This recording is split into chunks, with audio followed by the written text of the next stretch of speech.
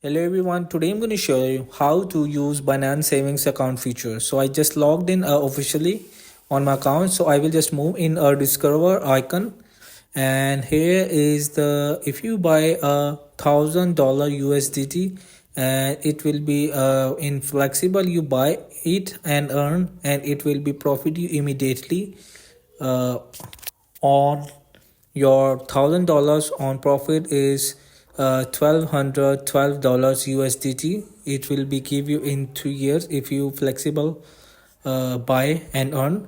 And if you want to lock it, you can select the digital coin here and add the amount with your card or which payment method you have.